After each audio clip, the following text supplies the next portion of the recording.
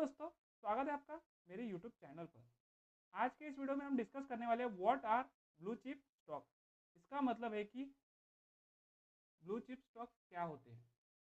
अगर आप एक बिगनर हो तो आपको पता होना चाहिए कि ये ब्लू चिप स्टॉक्स क्या है।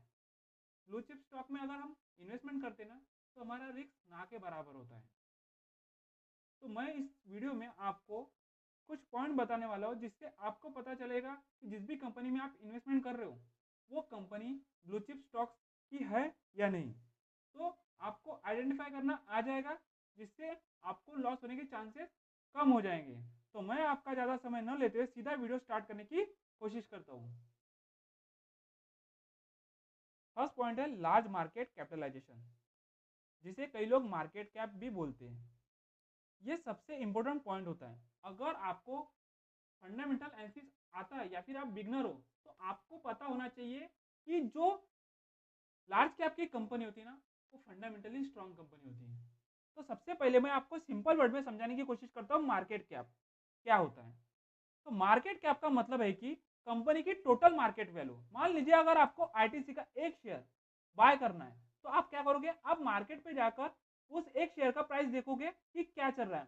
तो आपको पता चला उस कंपनी का एक शेयर का प्राइस 200 रुपए चल रहा है तो आप 200 पर उस स्टॉक को बाय करोगे, यानी एक स्टॉक बाय करोगे। उसी तरह अगर आपको पूरी कंपनी खरीदनी है तो जो अमाउंट आपको पे करनी होगी वो अमाउंट उस कंपनी का मार्केट कैप होता है। जिस तरह हम जिस घर पे रहते हैं अगर गलती से उसे बेचना पड़े तो जब वो अमाउंट हमें मिलती है, जो भी घर हमारा खरीदता है और जो अमाउंट हमें देता है उस अमाउंट को ही उस घर का मार्केट कैप कहा जाएगा।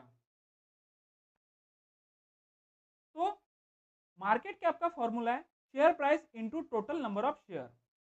अब इंडिया में जो कंपनी टॉप 100 में आती है ना वो मार्केट कैप के हिसाब से आती है। और मार्केट कैप तीन पार्ट में डिवाइड होता है, एक लार्ज कैप, दूसरा मिड कैप, तीसरा स्मॉल कैप। तो ये जो टॉप 100 में कंपनीज आती है ना वो सारी कंपनियां ब्लू चिप कंपनियां या फिर उस कंपनी के ब्लू चिप स्टॉक्स होते हैं या माने जाते हैं। ये कंपनी इतनी बड़ी होती है कि उनकी वैल्यू लाखों करोड़ रुपए में होती है या फिर अरबों में होती है। एग्जाम्पल के तौर पर टीसीएस, अगर टीसीएस कंपनी का मार्केट वैल्यू देखोगे ना 11 से 12 लाख है। सोच लो इतनी बड़ी कंपनी, इसलिए ये एक क्लासिक ब्लू चिप स्टॉक है। और जब हम ब्लू चिप स्टॉक में इन्वेस्टमेंट करते हैं तो हमारा रिस्क ना के बराबर होता है।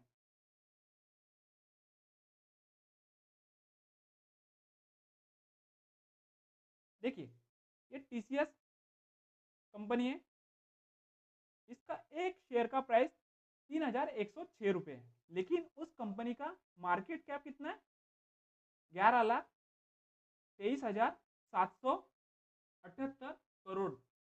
तो अगर आपको टीसीएस कंपनी खरीदना है तो आपको इतनी अमाउंट पे करनी होगी। रिलायंस का देख लेते हैं हम कि कितना मार्केट कैप है। इसका तो देखिए 20,55,855 करोड़ आपको इतना पे करना होगा।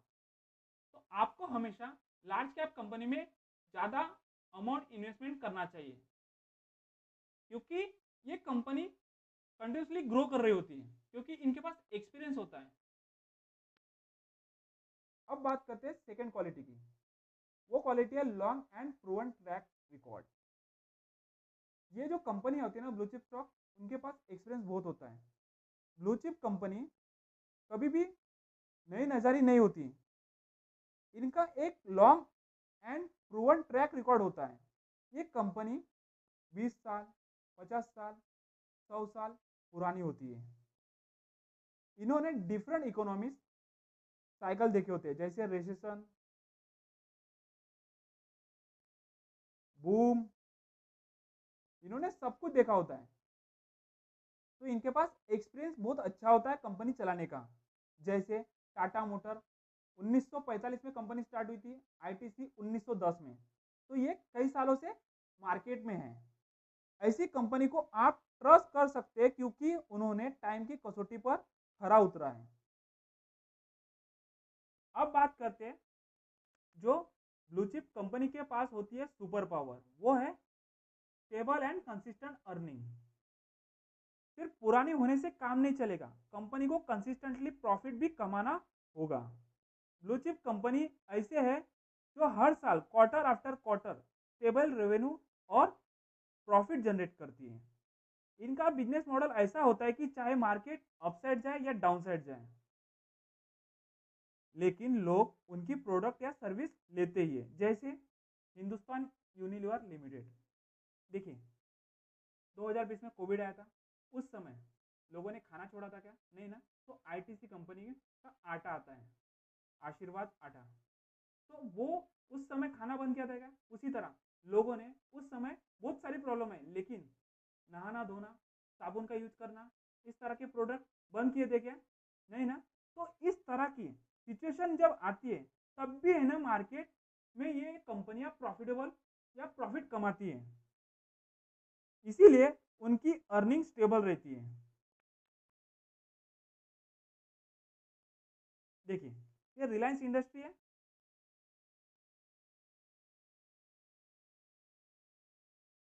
ये बैलेंस शीट है रिलायंस की।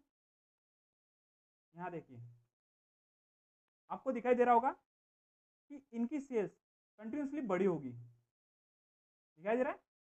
और इनका जो प्रॉफिट है वो भी देखिए कंटिन्यूसली बढ़ा है। देखिए 2020 में कोरोना था तो स्टेबल अर्निंग है, 2019 में इतनी प्रॉफिट कमाया था कंपनी ने, रिलायंस कंपनी ने, और 2020 में जो कोविड था इतना, और 2021 तो देखिए 53,739 करोड़ इतना प्रॉफिट जनरेट किया था। तो इस तरह की कंपनी में आपने इन्वेस्टमेंट करना चाहिए। अब बात करते हैं हम फोर्थ क्वालिटी की जो ब्लू चिप स्टॉक्स के पास होती है, वो है स्ट्रॉन्ग ब्रांड रिकॉग्नाइजेशन एंड मोट। ये कंपनीज घर घर की पहचान होती है। अगर आपने अमूल का नाम सुना है तो आपके दिमाग में क्या आएगा? अमूल का बटर। उसी तरह अगर एशियन पेंट का नाम सुना तो आपके दिमाग में क्या आएगा? वॉल का कलर। इसी को ही इकोनॉमिक मोट कहते हैं। जैसे कास्टर के आसपास एक खाई होती है उसे प्रोटेक्ट करने के लिए, वैसे ही इन कंपनी के पास ऐसा कुछ एडवांटेज होता है जो कॉम्पिटिटर के लिए एंट्री डिफिकल्ट बनाता है। ये मोट उनकी स्ट्रॉन्ग ब्रांड, कस्टमर लॉयल्टी या टेक्नोलॉजी भी हो सकती है। देखिए अगर आपने एप्पल का नाम सुना है, एप्पल के आईफोन, तो वो एक ब्रांड है। अगर उसकी प्राइस 500 से भी बढ़ती है तो भी लोग है ना उसे खरीदते हैं, इसे ही कस्टमर लॉयल्टी कहा जाता है। अब बात करते हैं हम जो फिफ्थ सुपर पावर क्वालिटी है, और वो सुपर पावर क्वालिटी सिर्फ ब्लू चिप कंपनी के पास होती है, वो है डिविडेंड पेमेंट। अगर आप ब्लू चिप कंपनी में इन्वेस्टमेंट करते हो तो आपको दो तरह से फायदा होता है। मान लीजिए आप जिस भी ब्लू चिप कंपनी में इन्वेस्टमेंट करते हो वो कंपनी प्रॉफिटेबल है और उस कंपनी को प्रॉफिट हो रहा है ना, तो वो प्रॉफिट होने की वजह से उस कंपनी का शेयर का प्राइस बढ़ेगा। यानी ब्लू चिप कंपनी में आपने इन्वेस्टमेंट किया तो आपका जो इन्वेस्टमेंट अमाउंट है वो कंटिन्यूसली ग्रो होगा। दूसरी तरह से कंपनी आपको फायदा देती है, वो है डिविडेंड के तौर पर। मान लीजिए जिस भी कंपनी में आपने इन्वेस्टमेंट किया उस कंपनी को अगर प्रॉफिट होता है तो वो कंपनी प्रॉफिट का एक हिस्सा अपने शेयर होल्डर को डिविडेंड के तौर पर बांटती है। और ये जो डिविडेंड आता है ना सीधा कैश के फॉर्म में आता है और आपके बैंक अकाउंट में डायरेक्ट ट्रांसफर होता है। ये एक तरह का पैसिव इनकम होता है। आप कुछ काम किए बिना बस उस शेयर को होल्ड रखना है और पैसा आपके बैंक अकाउंट में। जैसे कोल इंडिया, आपने नाम सुना होगा,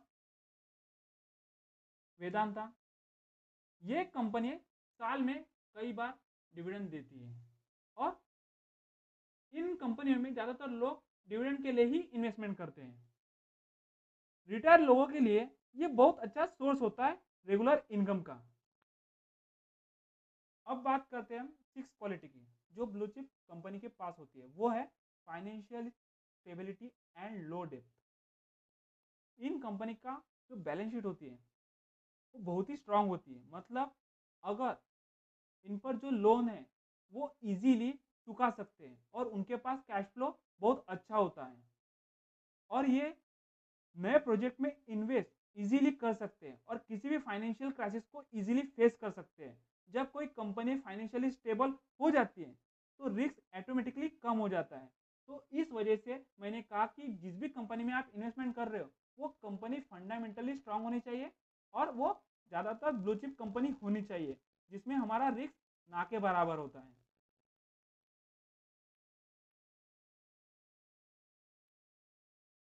ये रिलायंस इंडस्ट्री की हम बैलेंस शीट देखते हैं। देखिए इसका सेल्स देखिए कंटिन्यूसली बढ़ रहा है। इसका प्रॉफिट देखिए, यहाँ से देखिए कंटिन्यूसली बढ़ रहा है बिफोर टैक्स और प्रॉफिट आफ्टर टैक्स सब कुछ देने के बाद कंपनी के पास कितना कैश बढ़ रहा है और वो कंटिन्यूसली ग्रो हो रहा है। अगर आप देखोगे 2022 सितंबर में, 2022 दिसंबर में, यानी क्वार्टरली रिजल्ट देख रहे हैं ना हम, तो यहाँ देखिए एक तो स्टेबल होगा नहीं तो कंटिन्यूसली ग्रो होगा। तो इस तरह की स्टेबल कंपनी में आपने इन्वेस्टमेंट करना चाहिए। अब बात करते हैं हम सेवन आखिरी सुपर पावर क्वालिटी की, और वो क्वालिटी सिर्फ ब्लू चिप कंपनी के पास होती है। उस क्वालिटी को कहा जाता है हाई लिक्विडिटी। मतलब आप अपने शेयर्स को कितनी आसानी से बेचकर कैश बना सकते हैं। ब्लू चिप स्टॉक में बहुत हाई लिक्विडिटी होती है। हर रोज लाखों लोग इन्हीं शेयर्स को खरीदते या बेचते हैं। इसका मतलब है अगर आपको पैसे की जरूरत पड़े और आपको अपने शेयर बेचने हैं तो आप एक सेकंड में मार्केट प्राइस पर बेच सकते हैं। छोटी कंपनी के शेयर बेचने में दिक्कत हो सकती है, कोई खरीदने वाला नहीं हो।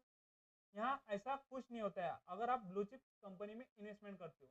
मान लीजिए अगर आप किसी होम में इन्वेस्टमेंट करते हो यानी न्यू होम खरीदते हो और आपको 6 महीने के बाद पैसे की इमरजेंसी आ गई, तो अगर आपको घर बेचना है तो आपको बायर नहीं मिलेगा। लेकिन अगर आप ब्लू चिप स्टॉक में इन्वेस्टमेंट करते हो और फंडामेंटली स्ट्रांग कंपनी में इन्वेस्टमेंट करते हो तो आपको अगर आज अगर आपको पैसे की जरूरत है ना तो अगले दिन मार्केट जब ओपन रहता है उसी समय आप कितने भी स्टॉक को बेच सकते हो और तुरंत आपको कैश आपके बैंक अकाउंट, सबसे पहले डीमेट अकाउंट में आएगा और आपको डीमेट अकाउंट से सीधा आपके बैंक अकाउंट में डायरेक्ट ट्रांसफर करना होता है।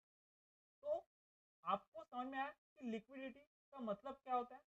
तो ये जो सेवन सुपर पावर लिक्विडिटी है ना, उससे आपको पता चलेगा कि कौन सी कंपनी ब्लू चिप कंपनी और ब्लू चिप स्टॉक है। मैंने आपको थ्योरी समझाया, अब आपको थोड़ा रियल वर्ल्ड एग्जांपल देकर समझाने की कोशिश करता हूँ इंडियन मार्केट से। ये एग्जांपल देखकर आपको और क्लैरिटी मिलेगी। तो मैं इस वीडियो में जो भी एग्जांपल दे रहा हूँ वो एक एजुकेशन के पर्पज से दे रहा हूँ। तो मैं इसमें किसी भी कंपनी को बाइंग या सेलिंग का रिकमेंडेशन नहीं कर रहा हूँ।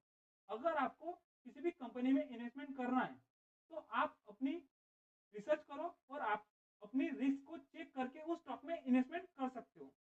ये आपकी रिस्क होनी चाहिए और आपको पता होना चाहिए कि उस स्टॉक में अपनी रिस्क कितनी है। फर्स्ट एग्जांपल है रिलायंस इंडस्ट्री। रिलायंस इंडस्ट्री एक परफेक्ट एग्जांपल है क्योंकि इस कंपनी का मार्केट कैप बहुत बड़ा है। ये भारत की टॉप 1 या टॉप 2 में आती है। इस कंपनी का लॉन्ग ट्रैक रिकॉर्ड बहुत अच्छा है। इस कंपनी का स्टार्ट स्टैब्लिश हुआ था इस कंपनी का 1960 में, यानी बहुत पुरानी कंपनी है। ये स्ट्रॉन्ग ब्रांड वाली कंपनी है। ये स्टेबल अर्निंग देने वाली कंपनी है और ये डाइवर्सिफाइड बिजनेस है इस कंपनी का, यानी ये कंपनी मल्टीपल बिजनेस में है, रिटेल, टेलीकॉम, एनर्जी, और इस कंपनी का स्ट्रॉन्ग कैश फ्लोस है और ये हाई ग्रोथ पोटेंशियल वाली कंपनी है। ये एकदम सॉलिड ब्लू चिप स्टॉक्स है। सेकेंड एग्जांपल है TCS, Tata consultancy service. TCS IT sector की किंग कंपनी है। इसके पास ग्लोबल प्रेजेंस और मासिव मार्केट कैप है और ये कंटिन्यूसली प्रॉफिट जनरेट कर रही है। और इस कंपनी का जो स्ट्रॉन्ग कॉर्पोरेट गवर्नेंस है, देखिए ज्यादातर कंपनी, अगर जिस भी कंपनी का वीक कॉर्पोरेट गवर्नेंस है ना वो कंपनी का शेयर कंटिन्यूसली गिरता है। अगर आप जेंसोल इंजीनियरिंग कंपनी का कॉर्पोरेट गवर्नेंस देखोगे ना तो वो वीक है, जिस वजह से वो स्टॉक 95% अपने टॉप से गिरा है। थर्ड एग्जांपल है एचडीएफसी बैंक। आपने HDFC बैंक का नाम सुना होगा। आप में से कुछ लोगों का HDFC बैंक में सेविंग अकाउंट हो सकता है। तो HDFC बैंक बैंकिंग सेक्टर की स्टार कंपनी है, यानी सारे बैंकों में से टॉप में सबसे ज़्यादा HDFC बैंक में अकाउंट ओपन है। इस कंपनी का स्ट्रॉन्ग मैनेजमेंट है, इसका ग्रेट एसेट क्वालिटी है इसके पास, और ये कंपनी कंसिस्टेंटली परफॉर्म करती आ रही है, और ये इंडिया टॉप प्राइवेट बैंकों में से एक है, और इसके पास वेरी लो NPA है। तो फाइनेंशियली ये स्टेबल कंपनी है, या फिर अगर फाइनेंशियल स्टेबिलिटी की बात करते हैं हम, तो HDFC बैंक का नाम काफ़ी है। फोर्थ एग्जांपल है इन्फोसिस। इन्फोसिस IT सेक्टर की बहुत बड़ी कंपनी है। ये स्ट्रॉन्ग फंडामेंटल कंपनी है, और ये कंपनी गुड डिविडेंड देती है। इन्फोसिस कंपनी ये एक ब्लू चिप कंपनी है। ये फंडामेंटली बहुत स्ट्रांग है, इसका भी मार्केट कैप बहुत अच्छा है, लॉन्ग ट्रैक रिकॉर्ड देखोगे तो बहुत अच्छा है। ये एक ब्रांड है जो नारायण मूर्ति की कंपनी है, स्टेबल अर्निंग देती है, और बिजनेस भी बहुत अच्छा है, और इसका मैनेजमेंट बहुत ही अच्छा है। फिफ्थ एग्जांपल है हिंदुस्तान यूनिलीवर। ये FMCG सेक्टर की क्वीन कंपनी है। जो भी क्वालिटी हमने बताई है वो सारी चीज़ें हिंदुस्तान यूनिलीवर कंपनी में है, क्योंकि इस कंपनी का प्रोडक्ट बहुत अच्छा है, और इस कंपनी का अर्निंग बहुत स्टेबल होता है, क्योंकि इस कंपनी का जो प्रोडक्ट है ना उसकी डिमांड हमेशा होती है। और ITC का नाम आपने सुना होगा, ये भी है ना बहुत अच्छी कंपनी है। ये हिंदुस्तान यूनिलीवर और ITC दोनों FMCG सेक्टर की कंपनी है, लेकिन ITC के पास